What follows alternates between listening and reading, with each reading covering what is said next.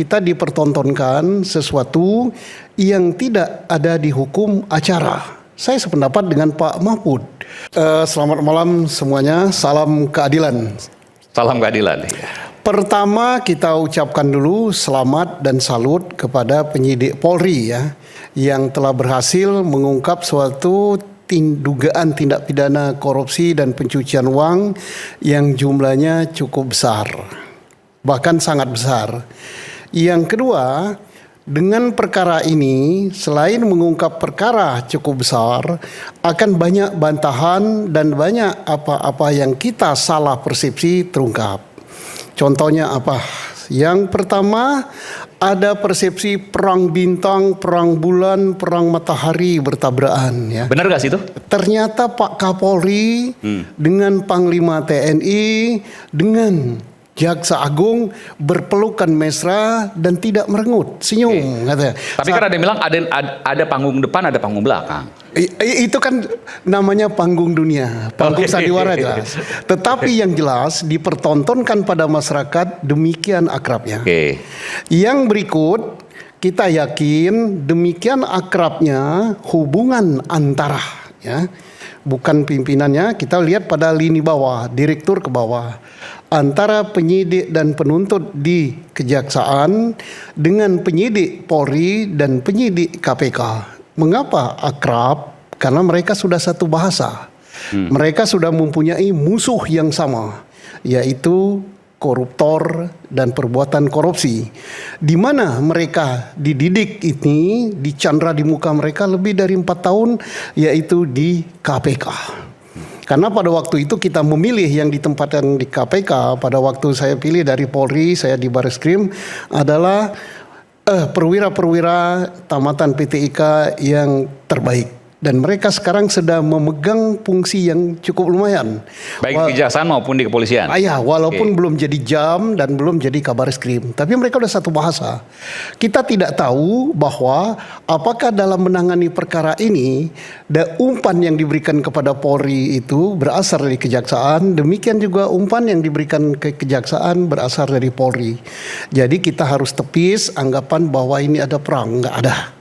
Nah, kemudian pada saat ini juga kita dipertontonkan sesuatu yang tidak ada di hukum acara.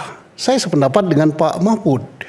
Perkara yang sedang ditangani oleh Polri, penyidikannya belum selesai, tersangka belum diperiksa, mungkin BAP penyitaan pun dan BAP penggeledahan belum selesai, sudah dikirim ke, kalau saya katakan namakan, bukan dilimpahkan, dialihkan ke kejaksaan. Itu kalau kita buka di hukum acara lama maupun hukum acara baru tidak akan ketemu.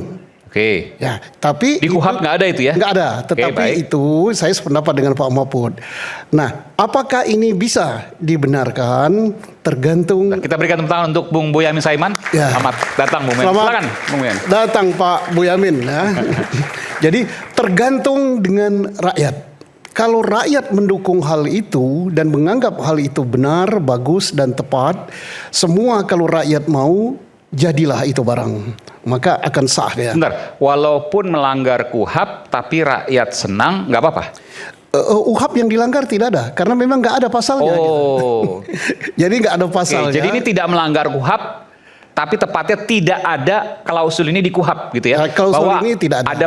Bisa dialihkan dari polisi ke kejaksaan. Kalau ke KPK kan ada KUHAP-nya, tapi kalau ke kejaksaan atau sebaliknya tidak ada. Karena sama-sama penyidik, sama-sama sama-sama. Jadi tidak ada yang dilanggar. Tidak ada yang dilanggar, tapi tidak ada pasal yang mengatur hal itu. Dan kita yakin bahwa ini positive thinking ini karena baiknya hubungan antara lembaga kepolisian dengan lembaga kejaksaan, menepis anggapan selama ini bahwa hubungan panas dinginnya, tapi tidak sekejam atau tidak sepanas perang Iran melawan Amerika, ya. Tetapi ada itu dugaan ya, tetapi ternyata perkara yang disidik belum selesai pun bisa dilimpahkan. Dan ini ya, ini tantangan dan ini adalah bola berada di tangan kejaksaan. Kita yakin, seyakin-yakinnya bahwa semua petinggi kejaksaan dan warga korp kejaksaan tidak akan mempertaruhkan marwah daripada kejaksaan milik rakyat ini. Karena apa? Taruhannya sangat besar. Manakala perkara ini tidak sampai ke pengadilan, rusaklah itu barang. Satu. Yang kedua, manakala tersangka hanya 2, maka rakyat akan kecewa. Kenapa?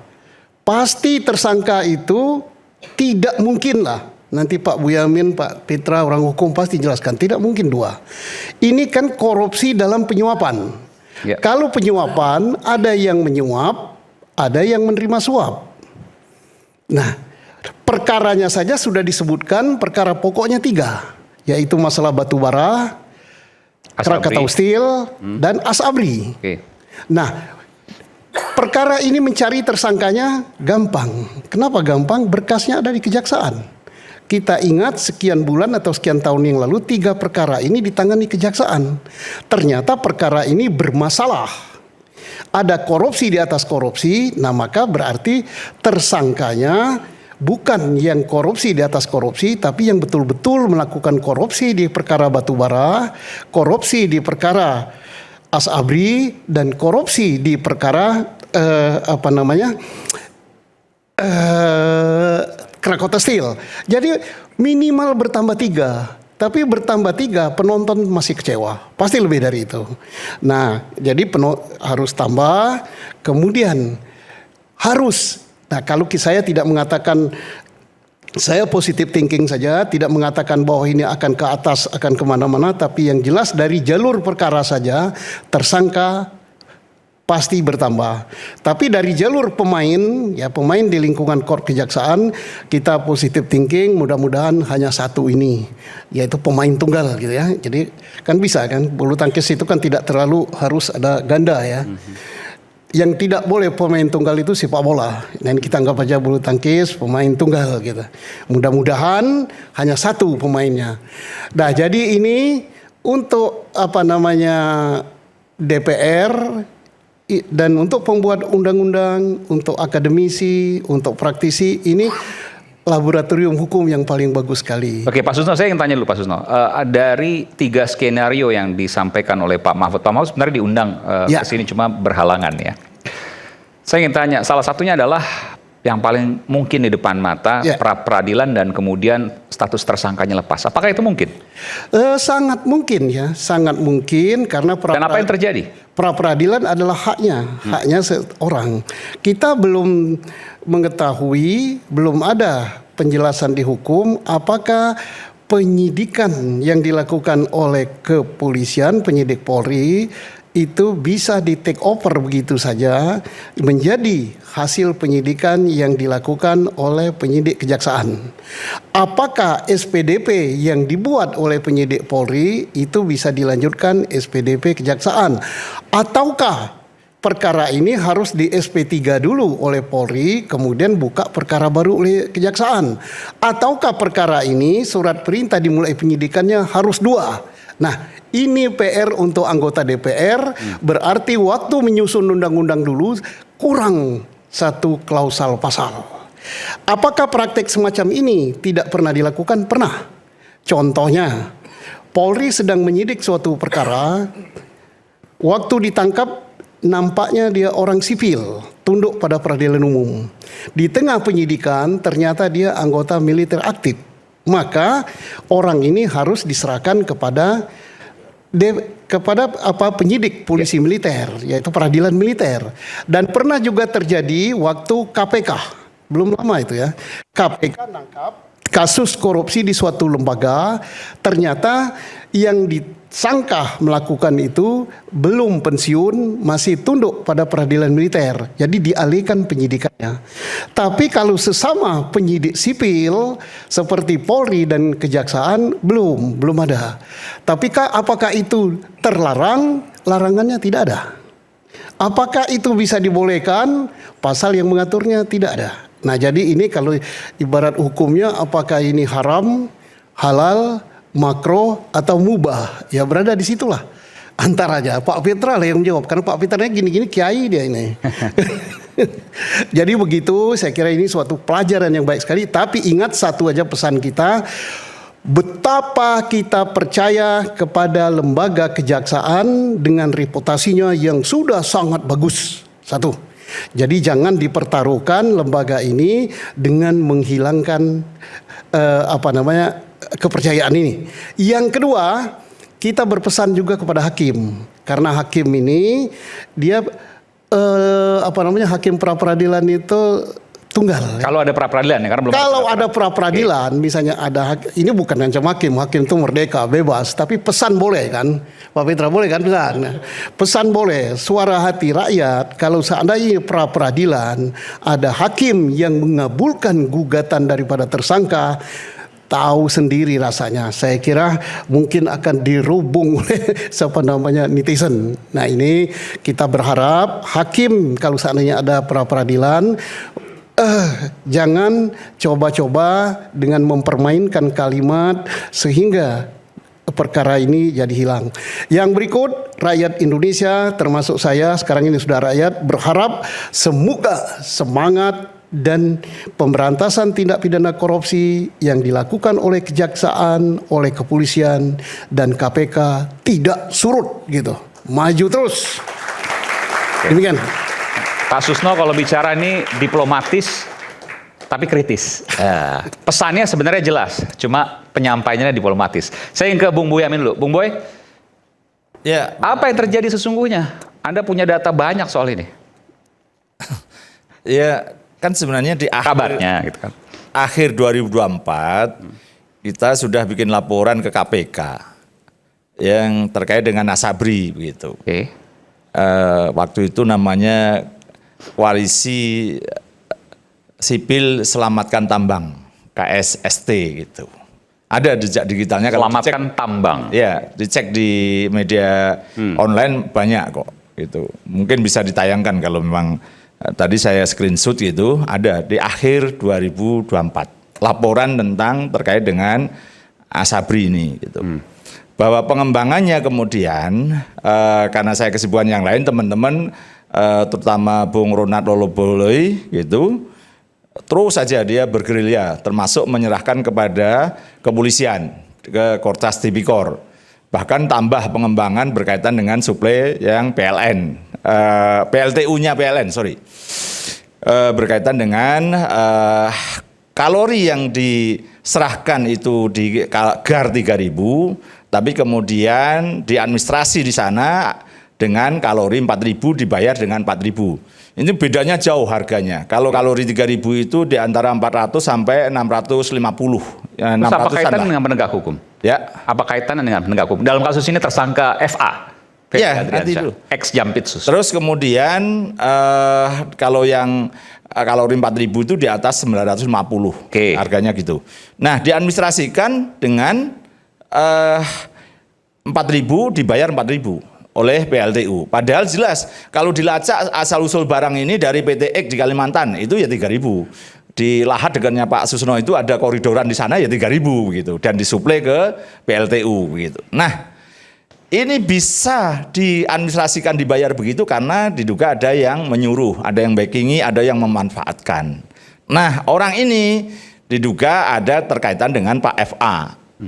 Sehingga kemudian ya PLTU mau tidak mau harus menerima dan harus membayar dengan kalori 4.000. Nah, apakah ini pembuktiannya seperti sekuat apa begitu? Ini kan laporan dari teman-teman. Kemudian Pak Ronald itu, Bang Ronald itu Komsak namanya, Komite Koalisi Sipil Anti Korupsi. Nah, itu di pertengahan tahun 2025 berproses, kemudian ya memang penyelidikan kepolisian memang secara tertutup gitu. Memang kemudian seperti kesannya kemarin gaungnya langsung saat itu juga, terus kemudian langsung penggeledahan segala macam. Itu kalau cerita panjang bisa panjang Pak Aiman, Karena apa?